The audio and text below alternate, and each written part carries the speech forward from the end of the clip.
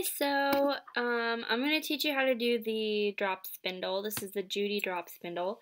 It has a little slit here. That's where you can do your center pull. You don't have to do that. It's just an option. But it's pretty nifty. It does the same thing. You can ply on it. You can do just one ply or whatever. Does the same basic thing as a spinning wheel. So what I'm going to do is I'm going to show you how to, I guess, cast on. I don't know. So some people put a like a finger weight yarn and then have this spin on it. I don't like to do that because I think that's an extra step that you don't really need. So we'll just go ahead. I like to put it on this little hook thing here. So just the roving. So it goes on like so. And then you just pull it a little bit, or just draft it, I guess. And then you're going to spin clockwise. Don't spin the other way.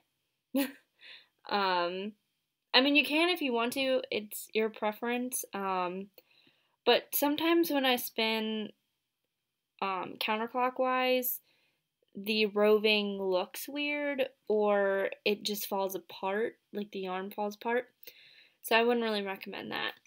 But you go ahead and spin clockwise, and I'm going to show you two methods. I'm going to show you the park and draft method, excuse me. And then I'm going to show you what a lot of people do when they're really into it. So you just spin it clockwise, and you just spin it like so. And then you're going to see here that there's extra twist in it. Yeah, see all that extra twist? That's okay, because now we're going to park it in between our legs and then go ahead and draft some.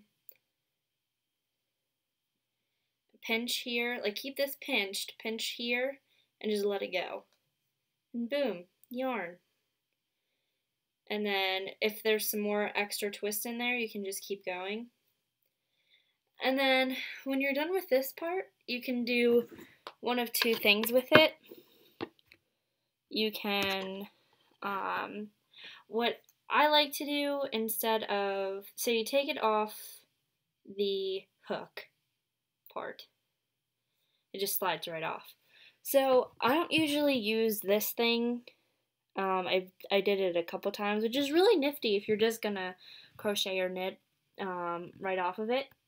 But if you're not, I pinch it on right there, and then just twist around it, and then kind of make an X. I hope you can see that. It's like opposite of me, but just make a little X so it catches your first one, and just do that, and then just bring it up. And then you're going to have these little indents here, and that's to put your yarn in, which is really nice. So then you just loop it around. So you put it on your little thingy, and then on the hook you just wrap it around a couple times. And then you go ahead and draft it a little more, draft the roving. And then you take it and you spin. This is the park and draft method. Just spin a lot until you see that it's overly twisted. And then you're going to park it in between your legs. You're going to keep this pinched. And then you're going to draft and let go. And there you have yarn, which is pretty cool. I think it's pretty nifty. And I have some yarn that I made out of this, which is right here. So I think it's pretty cool. I mean, it works the same, just as if you were doing it on a spinning wheel. I just bought my spinning wheel and I don't really use this anymore, though I really do like it. When I didn't have it, it worked just the same. So that's park and draft method. You literally park it, draft it, let your pinch go, and let the twist go into it.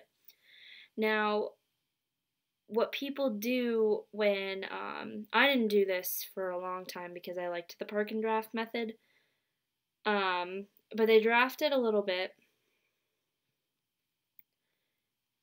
and then they twist again clockwise, and then just pinch it, let it go, and just keep doing that.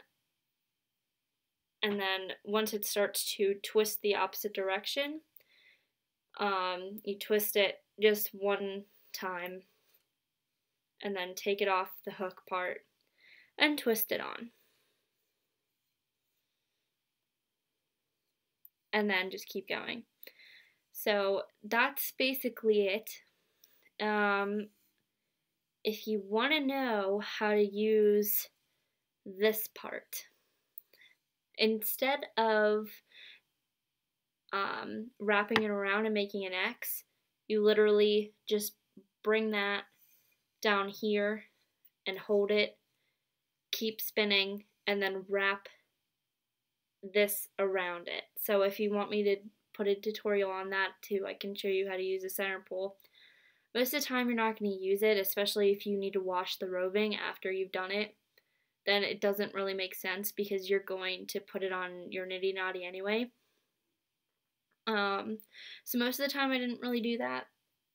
But I mean, sometimes if I just wanted to crochet right off of it, say my roving was nice and washed already, then I just would. So I'll put in some roving for you in your box. I'm sure you have some. I know I gave you a bat. Bats work on this too, by the way. It doesn't have to be just roving.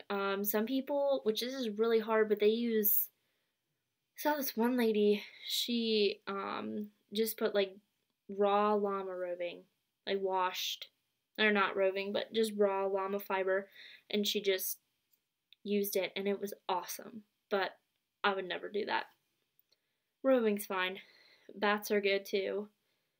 But yeah, that's literally all you do. I like the park and draft. Park, draft, spin more, park, draft.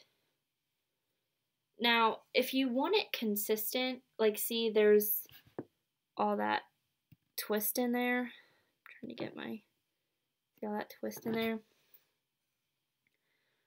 Just keep, if you don't want that twist, just keep going until it's not there anymore.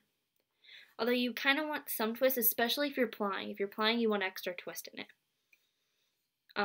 I liked a little twist because then when I washed it, the twist came out anyway.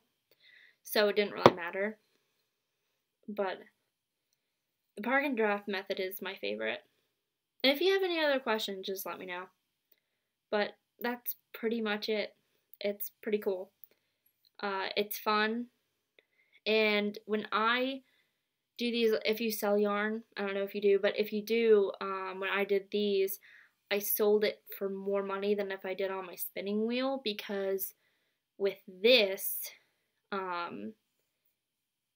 it takes more time.